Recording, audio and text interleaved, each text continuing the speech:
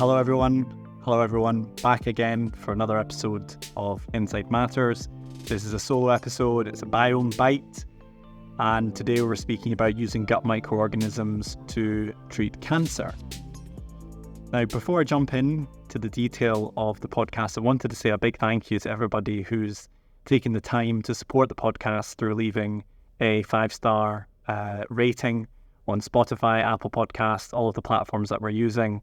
A big thank you to all of those who subscribed, and a big thank you to all of you who have written directly with suggestions, with questions, with feedback. It's very much appreciated. The best thing you can do to support this podcast is liking, subscribing, and giving a good review, because it pushes us up on the algorithms, and that enables more people to listen to the podcast. And what we're all about here is providing people with easy to understand, high yield, high impact information to allow them to learn, take action, improve their health, or improve the health of others through imparting that knowledge. Moving now to today's episode, using gut microorganisms to treat cancer. I'm really excited about the potential of the microbiome across the entirety of the field of oncology and immuno-oncology. Oncology being cancer and immuno-oncology being a subset within the field of cancer where you use the immune system to treat particular types of cancer, and that's specifically what we're going to be speaking about today. But taking a step back, let's just talk about what cancer is.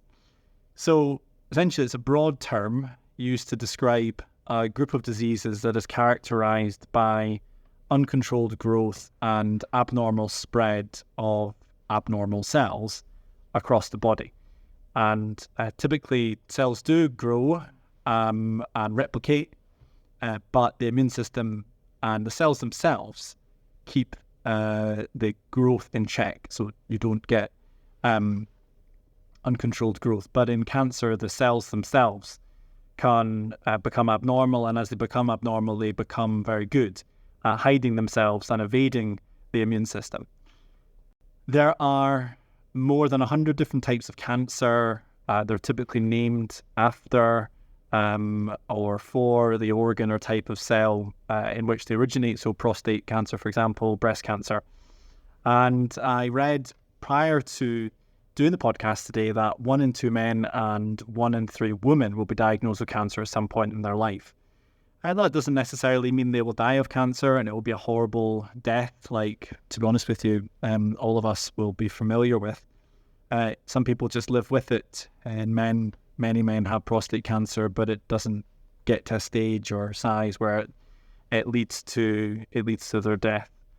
But of course, young people do get cancer, and it can be absolutely devastating for patients and for their families and friends and everyone around them.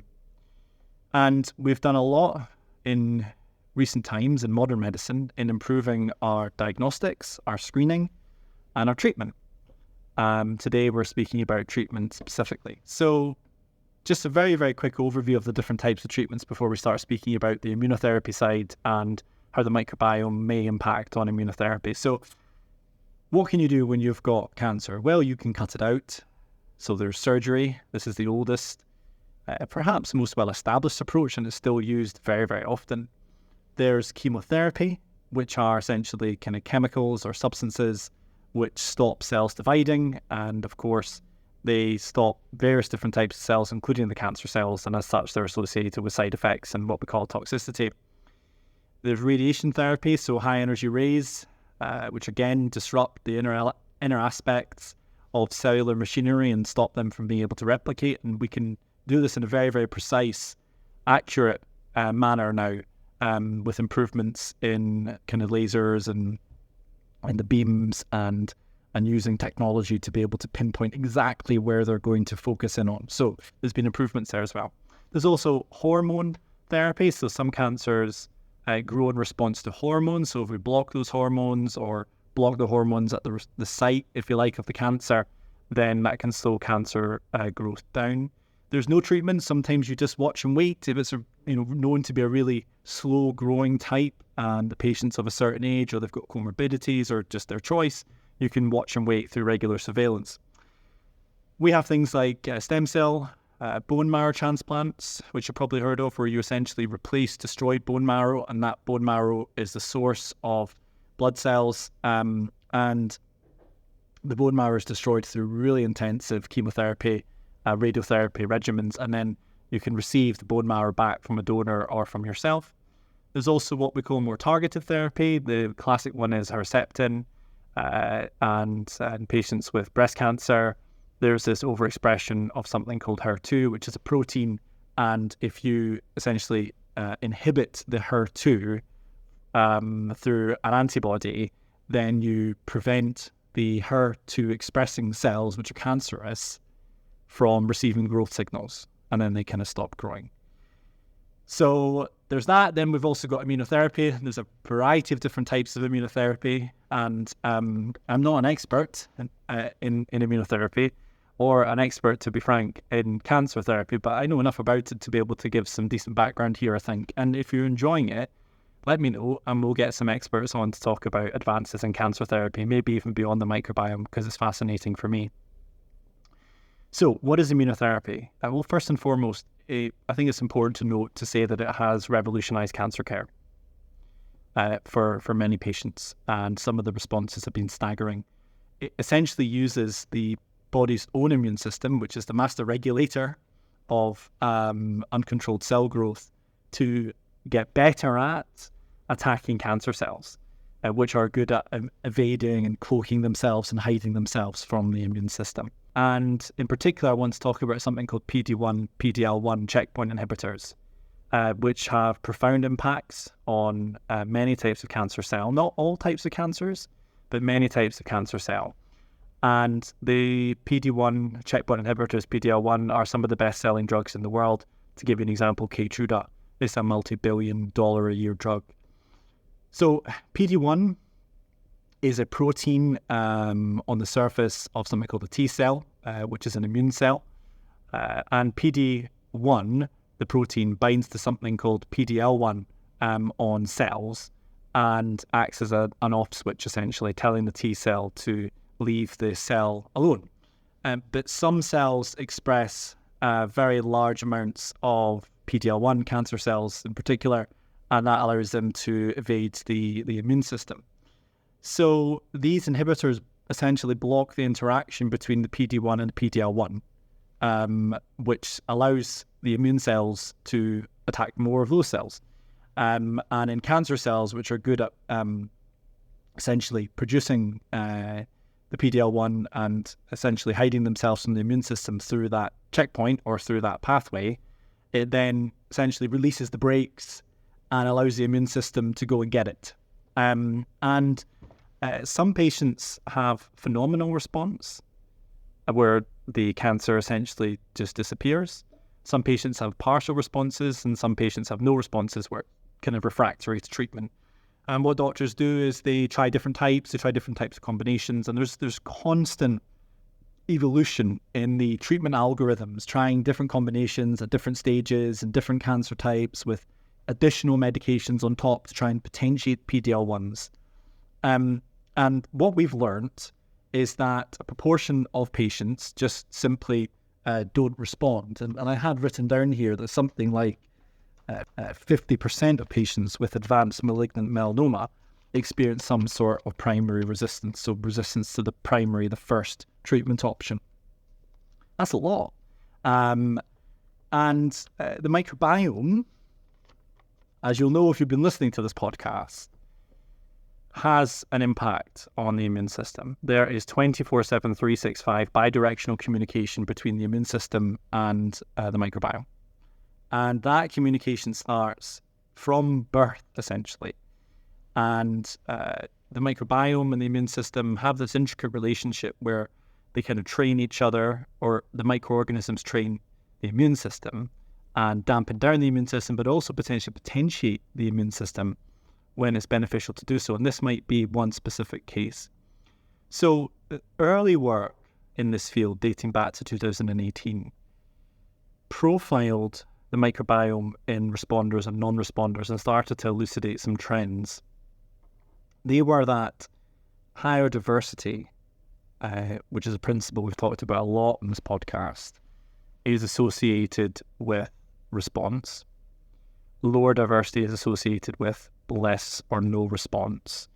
Some microorganisms which can be described as kind of pro-inflammatory are associated with non-response, and some microorganisms which produce things like short-chain fatty acids are associated with response rather than non-response. And interestingly, actually, some of these microorganisms that were identified in this field, or this subset, if you like, were also identified in other fields, like, for example, being potentially important in liver cirrhosis and something called hepatic encephalopathy. And when I've learned that there are bugs which come up again and again, and trends that come up again and again, and we don't really know what that means. But it might be that there are good actors and bad actors, and they're consistently bad and consistently good, although I think it's important to note that no one microorganism is universally bad. It's also context dependent, and also no one microorganism is universally good. It's context dependent. So there was that work, and then there was also some work which identified that antibiotics in patients who were taking PD-1, PD-L1 checkpoint inhibitors were associated with non-response. And antibiotics reduce diversity, they have a negative impact on the microbiome, and I think that started to stimulate people's thinking.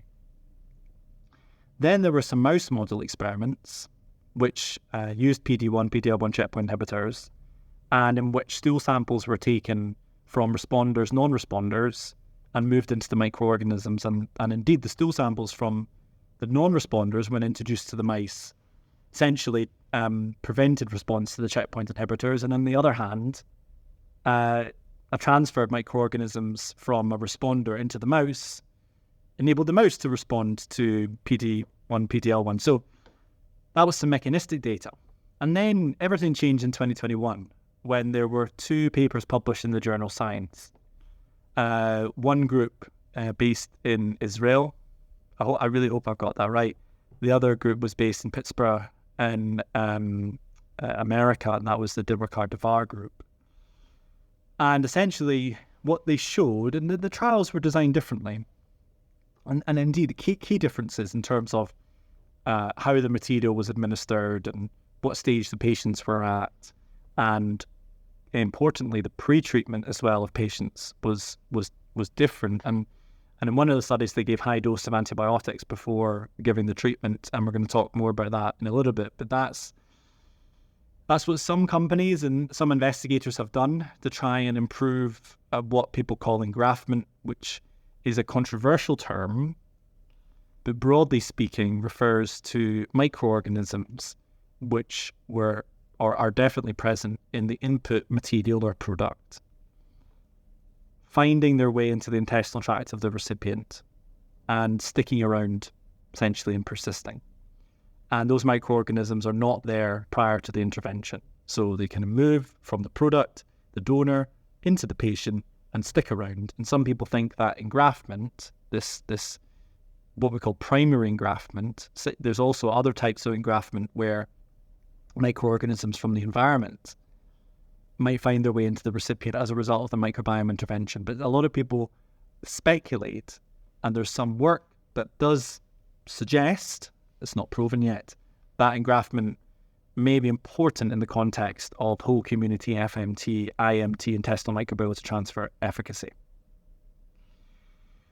So these patients, in summary, what I have in my notes is that roughly 30% of the patients who were non-responders after first line, and maybe second line as well in some cases, therapy, became responders after the FMT. Now, the one key point here which I want to emphasize, the FMT was prepared using samples from patients who had responded. What was the rationale there? Well, I think the rationale is if the microbiome is important and patients have responded to PD-1, maybe it's the microbiome that's made them respond or not respond to PD-1, PD-L1 checkpoint inhibitors. And if that's the case, why don't we just take a microbiome sample from someone who has responded and process a product and move that into patients who've not responded? And I think that also follows the logic of the animal model experiments as well. And I get it. I think it's really quite interesting. And I've heard other things as well, just to go off on a little bit of a tangent, if you don't mind, such as, well, if you've got a very, very strong family history in one family of disease X, call it inflammatory bowel disease, but one person doesn't have it, is their microbiome protecting them?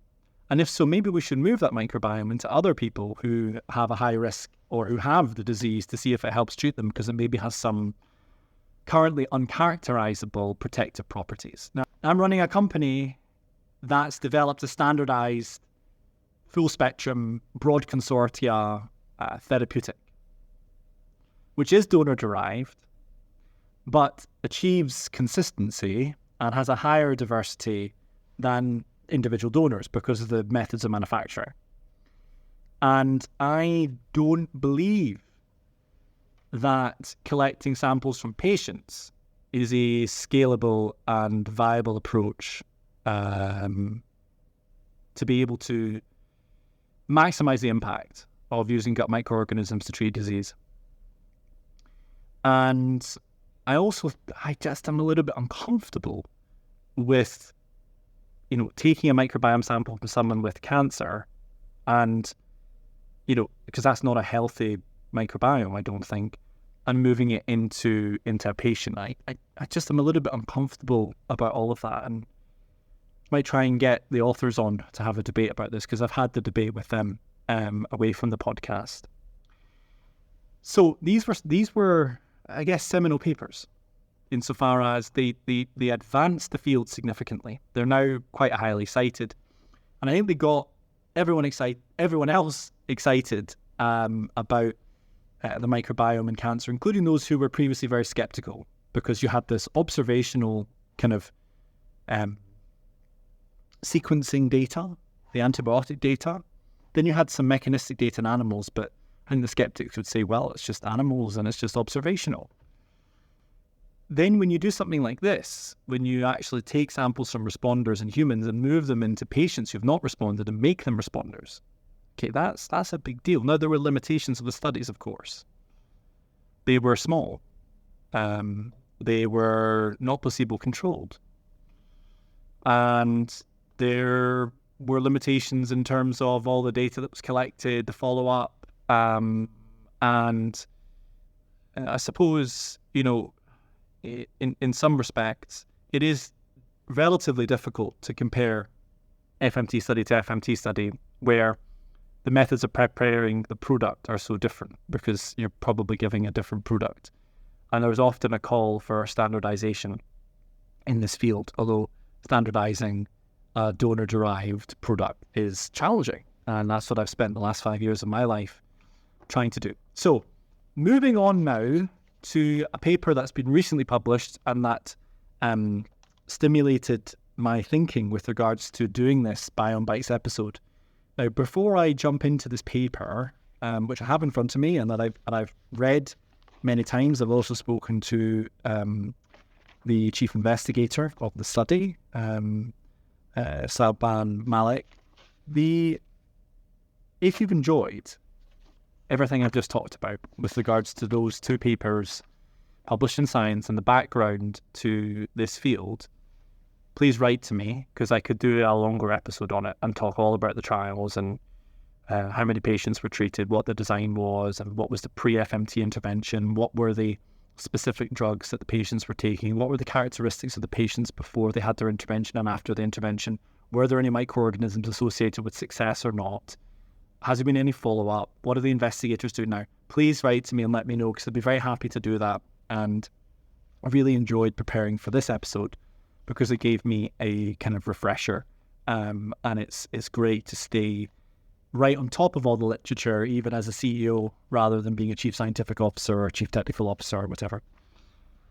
So now the background to this, as I've said, is that FMT is a potential strategy to overcome resistance in refractory malignant melanoma. So that was a key point.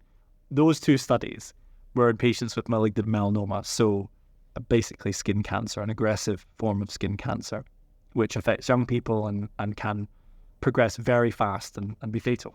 But they were in patients who were refractory, and the samples were collected from patients rather than donors. So what this group did, based in Ontario, Canada, Dr. Malik, they said, okay, there's limitations associated with that, and could we bring it further up the care pathway?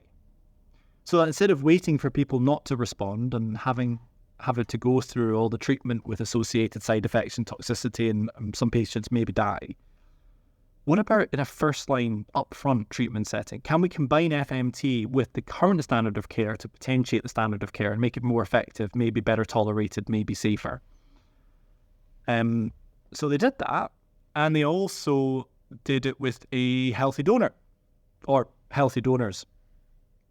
And I think that's really important, because that is, for me anyways, a more viable approach longer term, a more scalable approach longer term.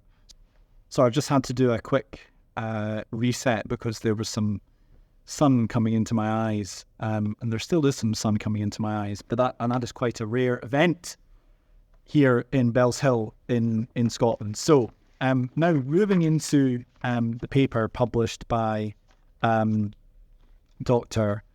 Saman Malik. The title of the paper is Fecal Microbiota Transplant plus fecal microbiota transplantation plus anti-PD-1 immunotherapy in advanced melanoma phase 1 trial.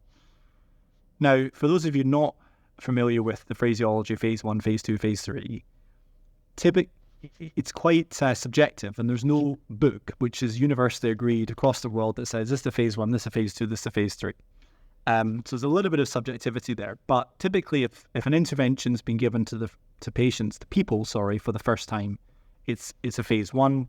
If there's no comparator or placebo control, it can be a phase 2, although again, there's some dubiety there because you can get some phase 1 studies that do have a placebo control. So there's a little bit of subjectivity there in terms of what makes a phase 1, a phase 1, a phase 2, a phase 2, a phase 3, a phase 3, but you go sequentially from phase 1 to phase 2 to phase 3. Big picture, the studies get larger as you progress. Typically, phase 1 is to establish safety and tolerability, as well as how the drug interacts with the body, pharmacodynamics, and also how the body interacts with the drug, the pharmacokinetics, and how the drug substance essentially moves around the body and through the body. So, and then in phase 2, you start to test preliminary signals of efficacy. Sometimes they can be statistically powered to try and overcome to reduce the likelihood of an event or an outcome happening by chance. And then in phase 3, you would typically compare the drug with the existing standard of care in a statistically powered setting, and classically the p-value is less than 0.005. The p-value meaning the value associated with the statistical probability of the outcomes happening or not happening by chance, so 5%. Now, in this study then, the team at Ontario, Canada, based within Ontario, Canada, decided to take a step forward, and they looked at the limitations associated with the work that had been conducted previously, as I mentioned, and decided that they wanted to give FMT microbiome modulation upfront rather than as an intervention once patients have not responded to the immunotherapy. And they also wanted to use donors rather than collect material and use material from patients who had responded, which is, in my opinion, a good thing because I think that's a more scalable and realistic approach. So they used 3 different donors over the course of the study. There were 20 patients who received the FMT plus immunotherapy intervention, and they measured safety and tolerability, or safety as the primary endpoint, then looked at a variety of different outcomes relating to potential efficacy, which are known to people who are involved in the oncology field and the cancer field, and I wouldn't get into the specific details. But big picture, it's called objective response rate, They classify that based on partial response, non-response, complete response, and that relates to what happens to the cancer cells within the body after the intervention. So some patients experience adverse events, but the outcome of the study suggested that there were no more than you would typically expect to see in an immunotherapy study, which is positive because that suggests that adding the FMT or the IMT, whatever you want to call it, doesn't have a negative impact on the safety and tolerability profile of the drug. And actually, some investigators in this field think that an FMT, IMT could really enhance the safety and tolerability and the side effect profile of drugs, like chemotherapy, for example. That could be huge. If you could increase how much chemotherapy someone can tolerate, then you might be able to enhance the effectiveness of chemotherapy. And we all know how horrible the side effects are associated with that.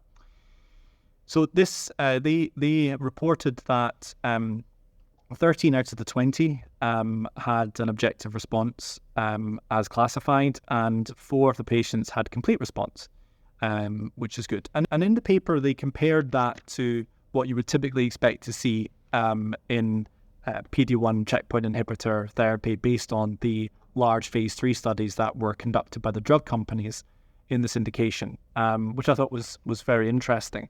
And in addition to that, they also had a look at the microbiome before and after the intervention and tried to decipher, are there any trends associated with those who did respond and those who didn't respond? And one interesting finding was that the microbiome profile of those that did respond became more and more similar over time to the donor samples. And this gets back to this discussion about engraftment. The patients who did respond kind of took up the microbiome profile of the product and then accepted it, whereas those who didn't respond didn't. And maybe that's something to do with your immune system. Maybe it's something to do with the baseline microbiome. We don't fully know. The authors speculated in the paper, and I'd encourage you to look at it as well. They also looked at metabolite profiles, so essentially what's the microbiome doing. Also looked at immune cells as well. So it's a very comprehensive set of analysis that they did on the patients to try and identify, well, if this is working, how is it working?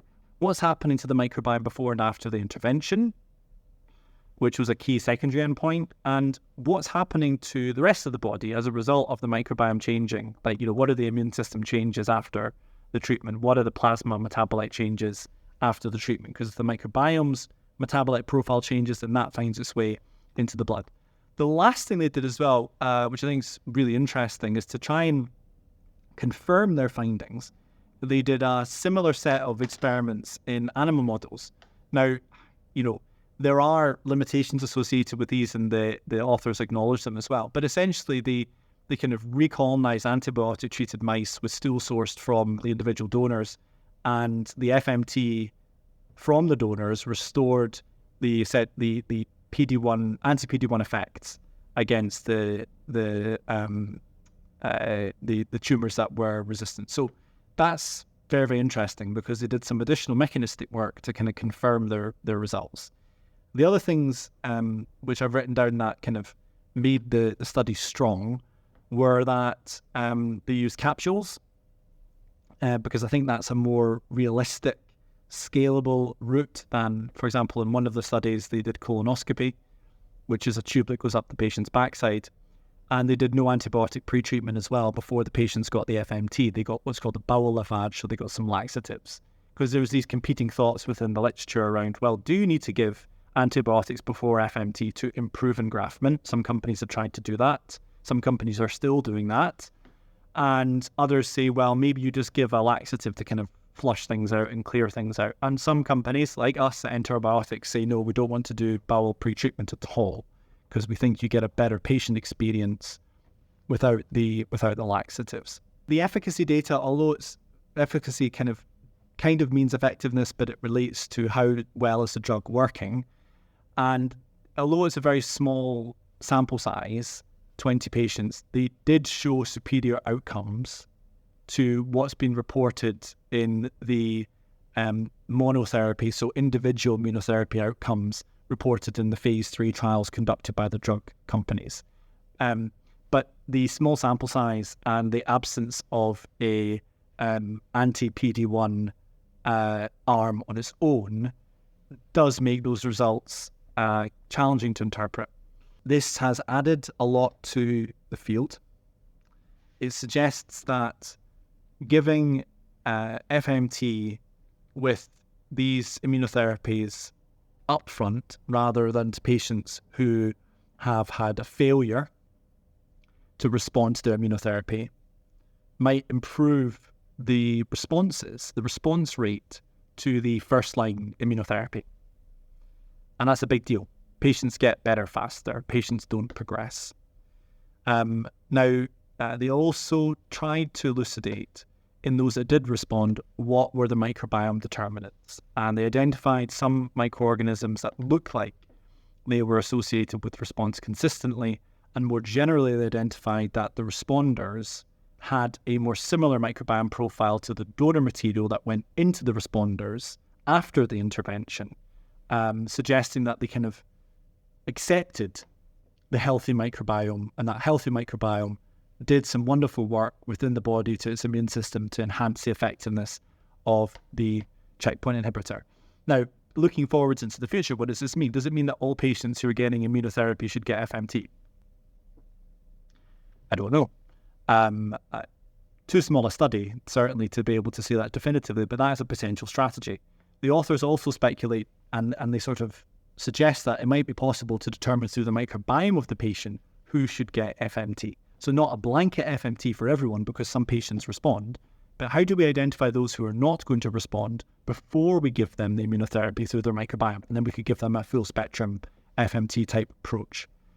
So I hope you've enjoyed this episode on using gut microorganisms to treat cancer. As I said at the start, if you want to learn more about this specific study, i.e. doing an even deeper dive, going through absolutely every single aspect of the study, I'm very happy to do that because I think that'd be a lot of fun. I'm also happy to talk more about the other two papers published in the journal Science in 2021. If you'd like me to do that as well, so please write and we can do a specific episode on those. If you're enjoying Inside Matters, please like and subscribe. 5-star reviews are very, very much appreciated.